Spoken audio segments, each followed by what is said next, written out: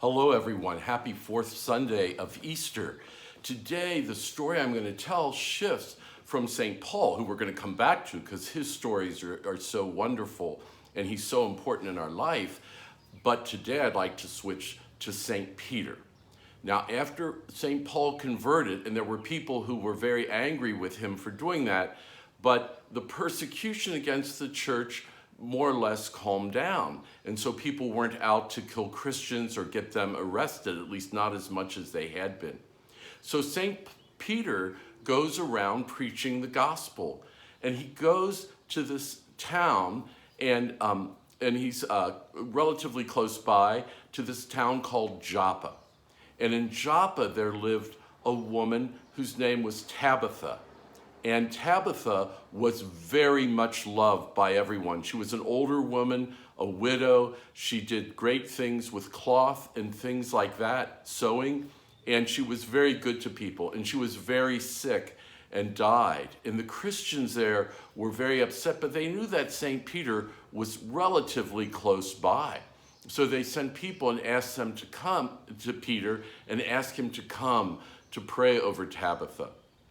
So he comes, and their people are so upset, and they're showing him all the beautiful cloth she had made and tell them stories about how wonderful she was. And he says, "Take me to her." Now, she's dead, and they take her into the room where she was, and St. Peter says to her, "Tabitha, stand up." And she comes back to life. And they give glory to God. They're so happy at the town of Joppa. And many people who heard the story became Christians because they saw what St. Peter had done. And so he stayed there a number of days. And he stayed at the house of a man named Simon, and Simon the leather tanner. Now, St. Peter's first name is Simon too. So I'm going to refer to him as Peter, and the guy he's staying with, the tanner, who's a guy who works with leather, is Simon. So he's staying there. Meanwhile, in a town it's fairly far away, not like months or anything away to walk, but it's pretty far away. There's this guy, he's a centurion. And a centurion was a Roman soldier, and he was not Jewish, but he was a very, very good man, and he believed in God and was very generous to the poor and to the Jewish people where he was. And so what happens is he is praying one day, though he's not Jewish, he's praying to God, and he has this person appear before him, probably an angel. And the angel, and he's very afraid, and he says, "Sir, what is it you want? What can I do for you?" And he says, "I want you, God has heard your prayers," he says. And God sees you're a good man and a charitable man, and you believe in him. And he's going to bless you, and he's going to give you a great gift. And what you need to do is send someone to the town of Joppa and ask that this person come and explain a message to you. And the man's name is Peter. And he's staying at the house of Simon the tanner in Joppa. So Cornelius, the centurion, sends one of his trusted soldiers and a member of his household to go find Peter and tell them what happens. So they're on their way. It probably took about a day's walk to get there. And on the day that they arrive, before they arrive, St. Peter is up on the roof of the house. Now, house roofs were flat, and that's often where you went to get fresh air and everything. And he had asked for some lunch. And while he was waiting for lunch, he went into this trance. A trance is where you see something that normally isn't there. We would call this a vision today, but the Bible calls it a trance. And in this trance, what happens is that this huge sheet of material comes down from heaven, and on it are all the animals of the world, fish and birds and farm animals, and the voice from heaven says to Peter, "Take and eat." Now, Jews were very careful about what they ate. There were certain things they didn't eat because they considered the food unclean. By unclean, we don't mean that it was dirty, but we mean that it's food that God had forbidden them to eat because they were his chosen people. So when Peter has this trance and this comes down and hears this voice say, "Take and eat," he says, "Oh no, I would never eat unclean food. I'm a faithful Jew." And he hears the voice say, "What God has made clean, you are not to refuse." And then the blanket went up into heaven with all the animals. Well, this happens 2 more times to Peter.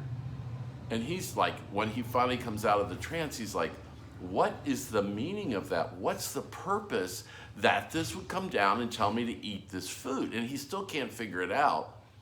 And then all of a sudden, there appears at the door these 2 men who Cornelius had sent.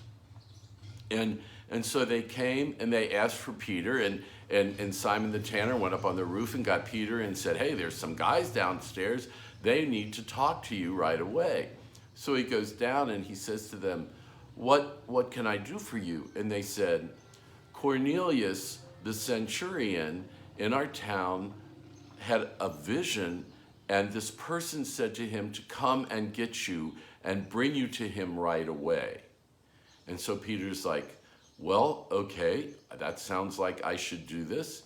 And so Peter goes with them, and they get to the house of Cornelius, and now it's 3 days after Cornelius had had the vision of the man who said, "Go and get Peter."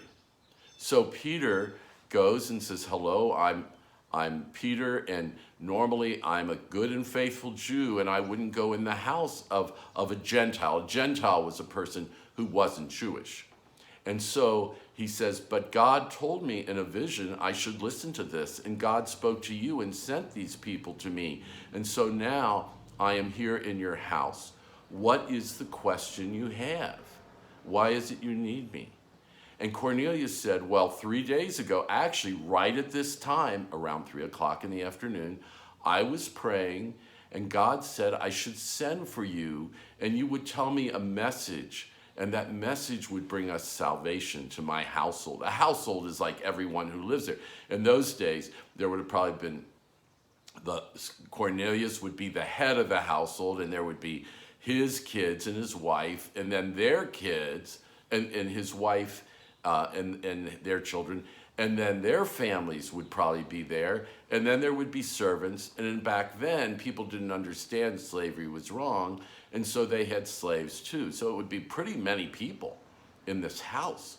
So Peter says, "Well, then let me tell you the story of Jesus." And he tells the story of how Jesus is the Son of God and came down to earth to save us, and all that he did in his life to teach us about God and to teach us how to act in a way that draws us even more deeply into the love of God, and how Jesus even died out of great love for us, and how he rose from the dead and appointed Peter to go and preach the gospel. But here's the thing. Before this time, they were telling Jews and only Jews about Jesus because that's who they thought they were called to save. So now Peter says, this is the message. And he's still talking.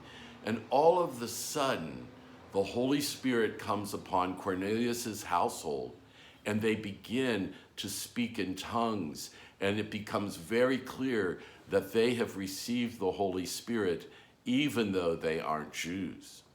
This is a big surprise to Peter. And when Peter hears this, he says to them, if you have received the Holy Spirit, then God is calling you to be Christians too, and to follow Jesus. And you do not have to become Jewish people first and then be baptized. And so he baptized Cornelius and his whole household, everyone, that day. And they followed the Lord faithfully. And they asked Peter to stay and teach them more. So he stayed a number of days to teach them. And they were so excited and happy to have this new life in Jesus. Then it's time for Peter to leave. And so he blesses them and he leaves. and he heads to Jerusalem, which is where the base of Christian life was. Even though they had scattered during the persecution of Paul, now there were still Christians there, but other Christians had joined. And he goes back, and some of the people said, "What are you doing making Gentiles Christians? You shouldn't have even gone in their house. What are you doing going in a Gentile house?" And St. Peter says to them, "Well, here's what happened." And he told them the story of his trance, and that God said everything is made clean. Everything is made clean. So we don't have to stay away from Gentiles. And he says, "And then I went to the house of Cornelius, who had this vision, and the Holy Spirit came upon them. And I thought, if the Holy Spirit comes upon them, who am I to stop them from being baptized?" And the people said, "Well, then this is amazing. God is calling us to bring salvation to everyone in the world, not just to people like us, but to everyone. And everyone who follows the way of the Lord is called to the life of Jesus. And we have to teach people about that way of the Lord." Now, the wonderful thing about this story is this: unless you and I have Jewish ancestors, we would not be Christians today, because they wouldn't have brought people into the church who weren't Jewish. Cornelius is the one, by God working through him, who taught St. Paul that all people are called to salvation. We could call Cornelius a saint because he is in the Bible as a good man, and all good people in the Bible are considered saints. So we thank Cornelius, we thank St. Peter, we thank Simon the tanner who took Peter in his house, we thank the messengers who went and brought Peter down, and we thank the people in the early church that they were open to all people becoming followers of Jesus and the children of God, because that's how we got to be here today. God bless you all, and may God bless your families and keep you all safe and healthy. Take care. I'll see you on Wednesday. Well, you'll see me. I actually can't see you, but if you watch Wednesday, I'll have another story.